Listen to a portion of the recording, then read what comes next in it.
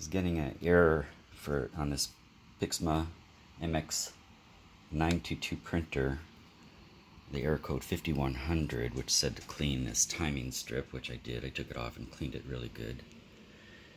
But the problem is I had this extra spring that I found floating around in somewhere in the printer, and I have a feeling it belongs down here, down into this hole. You can see the one spring there, but let's see if I can focus on it a little better. Inside that hole you can see there's one spring there, and I think there was another finger that broke off there, and that, because underneath, inside there, you can see the spring there. Theoretically you can.